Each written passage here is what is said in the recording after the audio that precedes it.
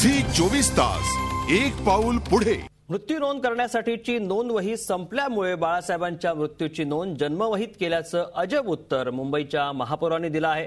27,000 कोटींचा अर्थसंकल्प मांडणाऱ्या मुंबई महापालिकेच्या महापौर सुनील प्रभू यांनी हे अजब कारण सांगून केलेल्या चुकीवर पांघरून घालण्याचा प्रयत्न केलाय।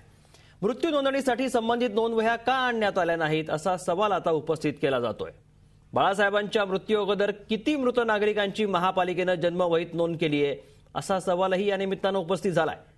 माध्यमांकडून होणारी प्रश्नांची सरबत्ती टाळण्यासाठी महापौरांनी संबंधितांवर कारवाई करणार असल्याचं सांगितलंय। शिवाय मृत्यूची नोंद करण्यात आलेल्या जन्मवहीत आज खाडाखोड करून ती चूक झाकण्याचा प्रयत्नही करण्यात आलाय।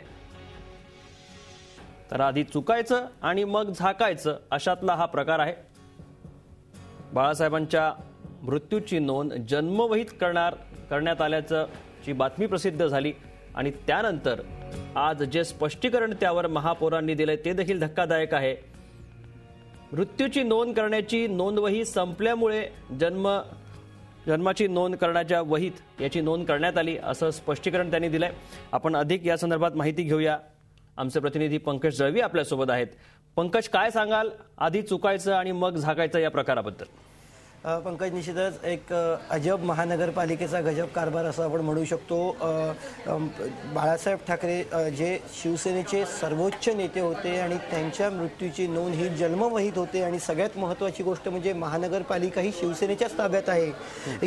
हा सगळा प्रकार घडल्यानंतर जेव्हा याबाबत एक जबाबदार व्यक्ती म्हणून महापौरांना विचारण्यात आलं तेव्हा त्यांचं विधान हे निश्चितच सारवासारव करणारं होतं। मात्र त्यांच्या या विधानामागून जो फोलपणा आहे तो लपण्यापेक्षा अधिक पुढे आलाय, कारण महापौरांनी कारवाई करू हे बोलण्याच्या ओघात सांगितलं, मात्र त्याच्यासोबतच त्यांनी जी नोंद करण्याची वही आहे मृत्यूची ती वही संपल्याचं सांगितलं। पंकज, जर का आपण बघितलं तर मुंबई महानगरपालिकेचा जो बजेट आहे ते 27,000 कोटीचं बजेट आहे। 27,000 कोटी बजेट असणाऱ्या महानगरपालिकेला एका महत्त्वाची स्मशानभूमी, जिकडे अनेक महत्त्वाच्या व्यक्तींचे अंत्यसंस्कार करण्यात येतात अशी महत्त्वाची स्मशानभूमी ती आहे, असं असून त्या स्मशानभूमीत एकही मृत्यूची नोंद करणारी वही नव्हती आणि ती संपल्याचं कारण पुढे दिलेलं आहे। त्यामुळे निश्चितच महापौरांनी सारवासारव करण्याचा प्रयत्न केलेला आहे, मात्र त्यांच्या या सारवासारवीमधूनच जो फोलपणा आहे किंवा जो सगळ्यात मोठं अपयश किंवा जे अपयश आहे तेच समोर आलेलं आहे। पंकज, नक्की पंकज, पण यातून हाही प्रकार लक्षात येतो की आता बाळासाहेबांच्या मृत्यूची नोंद जन्मवहीत झाली त्यामुळे हा प्रकार समोर आला,